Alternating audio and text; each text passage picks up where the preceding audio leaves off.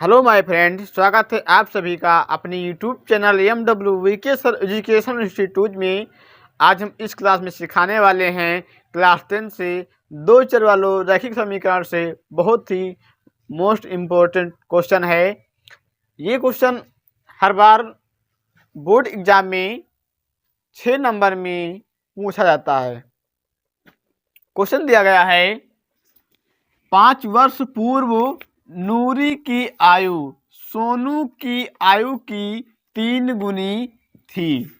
10 वर्ष पश्चात, यानी पश्चात मतलब क्या होता है कि 10 वर्ष बाद, क्या कह रहा है 10 वर्ष बाद नूरी की आयु सोनू की आयु की 2 गुनी हो जाएगी। नूरी और सोनू की आयु कितनी है? क्या ज्ञात करना है हमको? नूरी और सोनू की वर्तमान आयु ज्ञात करना है, जो कि हमको इसकी आयु पता नहीं है कितनी है। तो चलिए हम स्टार्ट करते हैं। इस क्लास में बहुत ही आसान तरीके से सिखाने वाले हैं नूरी और सोनू की आयु कैसे ज्ञात किया जाता है। हल करेंगे। अब यहाँ पर देखते हैं कि क्या दिया गया है। नूरी और सोनू की आयु ज्ञात करना। किसकी आयु? नूरी और सोनू की आयु, जो कि हमको पता नहीं है कि नूरी की आयु कितनी है और सोनू की आयु कितनी है। तो हम मान लेंगे कि कुछ भी मान सकते हैं, यानी कि हम मान लेंगे कि नूरी की आयु x वर्ष है और सोनू की आयु क्या है? y वर्ष है। तो हम लिखेंगे माना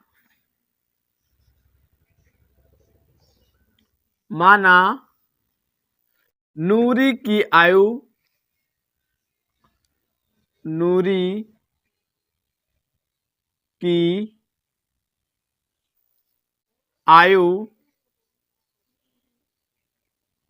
x वर्ष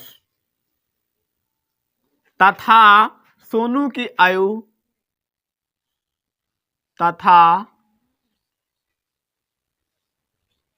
सोनू की आयु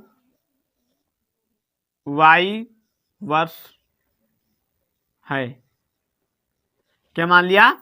हमने मान लिया कि नूरी की आयु x वर्ष है तथा सोनू की आयु y वर्ष है। अब क्वेश्चन कह रहा है कि 5 वर्ष पूर्व, क्या कह रहा है? 5 वर्ष पूर्व, तो पूर्व की बात कर रहा है, यानी कि 5 वर्ष पहले की बात कर रहा है। नूरी की आयु सोनू की आयु की 3 गुनी थी। क्या कह रहा है? नूरी की आयु सोनू की आयु की 3 गुनी थी। तो यानी 5 वर्ष पूर्व नूरी की आयु लिखेंगे 5 वर्ष पूर्व, 5 वर्ष पूर्व नूरी की आयु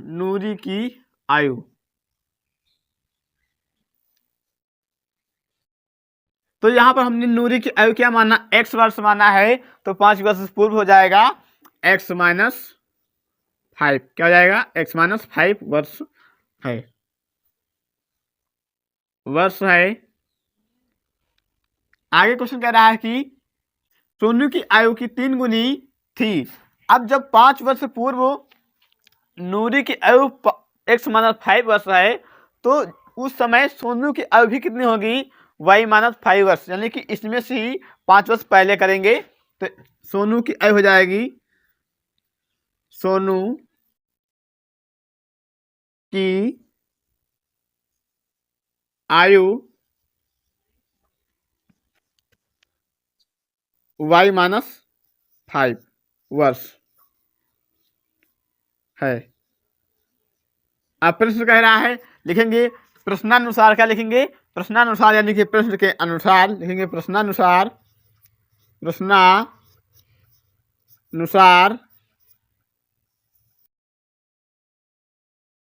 कह रहा है कि 5 वर्ष पूर्व नूरी की आयु सोनू की आयु की 3 गुनी थी। तो यहाँ पर 5 वर्ष पूर्व नूरी की आयु क्या मिली है? x माइनस 5, और जो सोनू की आयु मिली है क्या मिली है कि y माइनस 5। अब कितने वर्ष? 3 गुनी। कितने गुनी थी? 3 गुनी थी। तो यहाँ पर हम उसको 3 से मल्टीप्लाई करेंगे तो 3 गुनी हो जाएगी। अब आगे इसको हल करेंगे। तो ये हो जाएगा x-5। ये 3 क्या कर रहा है, ये अंदर मल्टीप्लाई करेगा, इसको गुणा करेंगे तो 3 एक कम 3 और y हो जाएगा 3y माइनस का 3 5 जा कितना होता है 15, यानी कि 5 23 15 हो जाएगा। आगे फाइंड करेंगे, यहाँ ये हो जाएगा x-5। इसको हम ये इस तरफ लाएंगे, यहाँ पर देखते हैं कि ये प्लस का है, इस तरफ क्या है प्लस का है, जब हम इसको इस तरफ लाएंगे तो जाएगा माइनस का, तो जाएगा माइनस का 3y। ये इस तरफ क्या है माइनस का है, जब इसको हम इस तरफ लाएंगे तो हो जाएगा प्लस का 15 इक्वल टू क्या बचेगा 0 बचेगा। आगे फाइंड करेंगे, x माइनस 3y, ये माइनस का 5 है, ये क्या है 15 है। जब माइनस का 5 को हम 15 से घटाएंगे तो कितना बचेगा, प्लस का 10 बचेगा, तो प्लस का 10 बचेगा इज इक्वल टू 0। इसको हम मान लेते हैं समीकरण नंबर 1। क्या दे दिया, समीकरण नंबर 1 मान लिया। अब देखते हैं कि अभी हमने कहाँ तक क्वेश्चन किया, केवल यहाँ तक किया, कितने यहाँ कहाँ तक किया, यहाँ तक किया, क्योंकि कह रहा 5 वर्ष पूर्व नूरी की आयु सोनू की आयु की 3 गुनी थी, तो हमने अभी इतना ही हल किया है। अब आगे फिर देखते हैं कि क्वेश्चन क्या कह रहा है। पुनः आगे क्वेश्चन कह रहा है कि 10 वर्ष पश्चात, क्या कह रहा 10 वर्ष के बाद नूरी की आयु सोनू की आयु की 2 गुनी हो जाएगी। नूरी और सोनू की आयु ज्ञात कीजिए, यानी कि अब 10 वर्ष बाद की बात कर रहा है, तो 10 वर्ष बाद सोनू की आयु क्या होगी, तो ये बात कह रहा है, यानी कि उसमें ऐड करेंगे 10, क्या करेंगे ऐड करेंगे, क्योंकि बाद की बात कर रहा है। तो फिर से लिखेंगे पुनः प्रश्नानुसार, क्या लिखेंगे पुनः प्रश्नानुसार, पुनः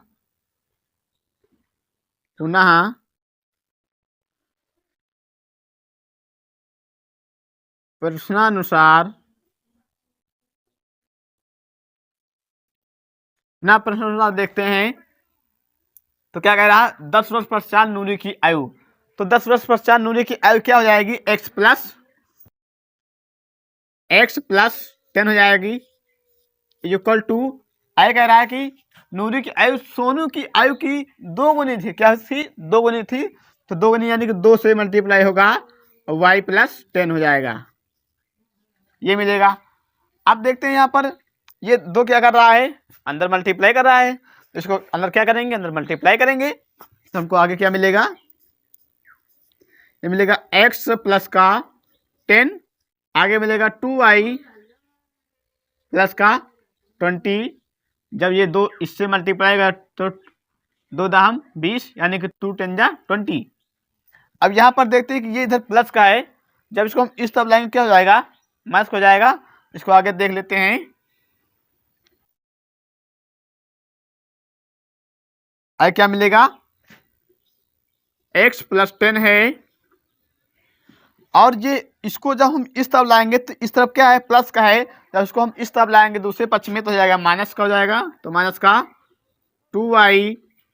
ये क्या है ये भी प्लस का 20 है, जब इसको भी हम इस तरफ लाएंगे तो ये भी माइनस का हो जाएगा, तो हो जाएगा माइनस का 20 इक्वल टू क्या बचेगा 0 मिलेगा। आगे फाइंड करते हैं, x प्लस 10 माइनस का 2y माइनस का 20 इक्वल टू 0, ये हो जाएगा। अब यहाँ देखते हैं कि ये x प्लस 10 है, ये माइनस का 2y है, ये प्लस का है ये माइनस का है, जब प्लस माइनस से माइनस घटेगा तो माइनस का क्या बचेगा 10 बचेगा। आगे देखते हैं x माइनस का 2y, ये बचेगा माइनस का 10 इक्वल टू 0। इसको मान लेंगे समीकरण नंबर 2, क्या मान लेंगे समीकरण नंबर 2। अब ये समीकरण हमको दूसरा प्राप्त हुआ, ये समीकरण हमको पहला प्राप्त हुआ। अब हम इसको देखते हैं कि अब हमको यहाँ पर क्या करना है x और y के मान ज्ञात करना है। तो ये देखते हैं कि इसमें भी 2 चर हैं और इसमें भी 2 चर हैं, तो ये 2 चर वाले रैखिक समीकरण के रूप में हमको मिल गया है।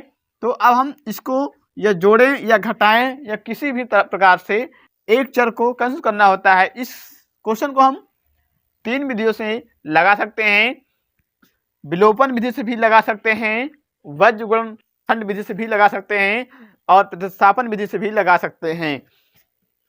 और इसको जोड़ या घटाने पर कोई भी एक नंबर कैंसिल हो रहा है तो आसानी से उसको कैंसिल कर सकते हैं, जिससे बहुत ही जल्दी यानी कि तुरंत ही उसका आंसर प्राप्त हो जाएगा। तो चलिए देखते हैं, यदि कोई टर्म कैंसिल हो रहा है तो कैंसिल करके देख लेते हैं, नहीं तो विलोपन विधि से फिर लगाते हैं। तो यहाँ से देखते हैं कि x माइनस 3y है प्लस का 10 इज इक्वल टू 0 है।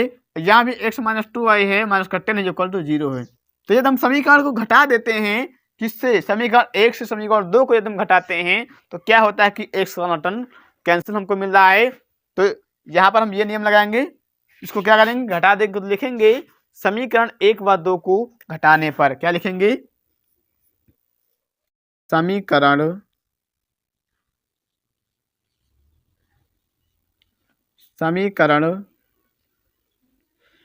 1 व 2 को घटाने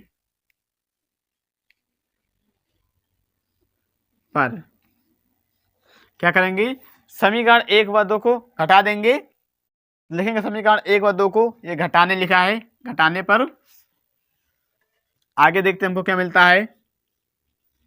पहला समीकरण क्या है, x माइनस 3y प्लस का 10 है इक्वल टू 0। क्या है, x माइनस का 3y प्लस का 10 है इज इक्वल टू 0। और जो दूसरा समीकरण है वो क्या है, x माइनस 2y माइनस का 10 है इज इक्वल टू 0 है। x माइनस का 2y माइनस का 10 है इज इक्वल टू 0 है। अब क्या करेंगे, समीकरण को हमने लिखा समीकरण 1 व 2 को घटाने पर, उसको घटाएंगे, यहाँ माइनस हो जाएगा, ये माइनस, ये माइनस, ये प्लस माइनस कैंसिल हो जाएगा, ये माइनस माइनस उसके प्लस हो जाएगा, यानी कि ये प्लस बन जाएगा। ये यहाँ से जब घटाएंगे तो यहाँ क्या बचेगा, ये 3y है माइनस का, ये है प्लस का 2y। जब इसको घटाएंगे तो यहाँ बचेगा माइनस का y, क्या बचेगा, माइनस का y बचेगा, तो ये माइनस का y हो जाएगा। आगे देखते हैं क्या मिलेगा, ये माइनस माइनस उसके प्लस हो जाएगा और 10 मिल के 20 हो जाएगा इज इक्वल टू 0। क्या मिला, ये मिला माइनस का, हमको घटाने पर मिल रहा है माइनस का y प्लस का 20 इज इक्वल टू 0। अब यदि हम 20 को हम उस तरफ ले जाएंगे तब क्या हो जाएगा, माइनस का मिलेगा। तो नहीं, हम यहाँ पर देख लेते हैं आगे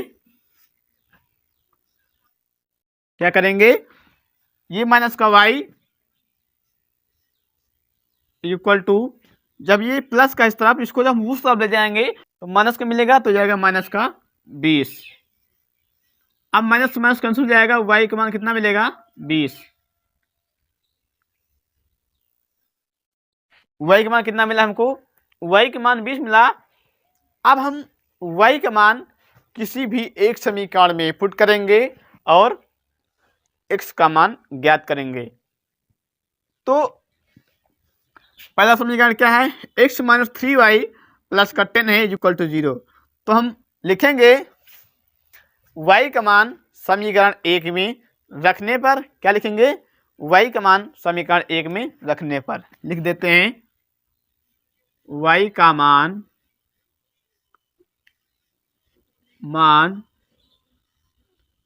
समीकरण 1 में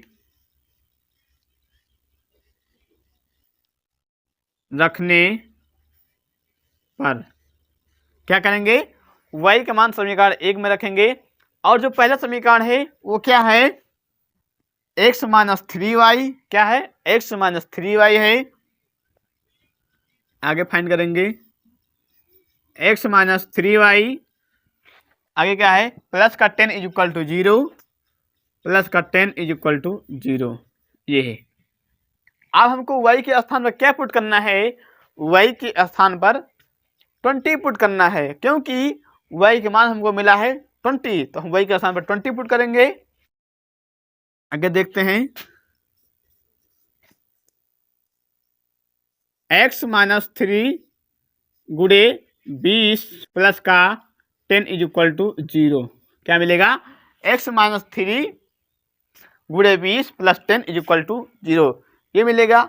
अब ये देखते हैं कि ये 20 क्या कर रहा है, 3 से मल्टीप्लाई कर रहा है, तो जब 3 से मल्टीप्लाई होगा तो 20 3 60 हो जाएगा। यानी हमको आगे मिलेगा अगला स्टेप में x माइनस का 60 प्लस का 10 इज इक्वल टू 0। क्या मिलेगा? x माइनस का 60 प्लस का 10 इज इक्वल टू 0। जब इसको घटाते हैं, इसको जब घटाएंगे तो जब ये माइनस का 60 है, ये प्लस का 10 है, जब इसको घटाएंगे कितना बचेगा? यहाँ पर बचेगा माइनस का 50। क्या बचेगा? माइनस का 50 बचेगा। तो ये बचेगा x माइनस का 50 इज इक्वल टू 0, ये मिलेगा। अब ये इस तरफ क्या है? इस तरफ माइनस का है। जब इसको अब हम उस तरफ ट्रांसफर करेंगे तो क्या हो जाएगा? प्लस का हो जाएगा। तो हमको ये मिलेगा आगे x इज इक्वल टू 50। क्या मिलेगा? x is equal to 50। अब हमको फाइनली x और y के मान प्राप्त हो गए हैं। और अब हमने x और y क्या माना था? x और y नूरी और सोनू की आयु माना था। यहाँ पर देखते हैं कि नूरी की आयु हमने x वर्ष मानना है। क्या मानना है? नूरी की आयु हमने x वर्ष माना है और सोनू की आयु हमने y वर्ष माना था। क्या माना था? सोनू की आयु y वर्ष माना था। तो यहाँ पर नूरी की आयु कितनी होगी? नूरी की आयु x का मान हमको कितना मिला? 50। तो नूरी की आयु हो जाएगी 50 वर्ष और सोनू की आयु हो जाएगी 20 वर्ष। तो यही हमारा फाइनल आंसर हो जाएगा। ये आशा करते हैं अब इसमें ये क्वेश्चन समझ में आ गया होगा। अब इसमें आप सभी लोग आगे लिख सकते हैं कि नूरी की वर्तमान आयु 20 वर्ष तथा सोनू की वर्तमान आयु 50 वर्ष होगी। यहाँ पर बोर्ड में स्पेस नहीं बचा है, इसलिए हम नहीं लिख रहे हैं। आप सभी लोग हिंदी में लिख सकते हैं। आशा करते हैं ये क्वेश्चन समझ में आ गया होगा। अब हम मिलते हैं आप सभी को एक नए क्वेश्चन के साथ अगले नेक्स्ट क्लास में।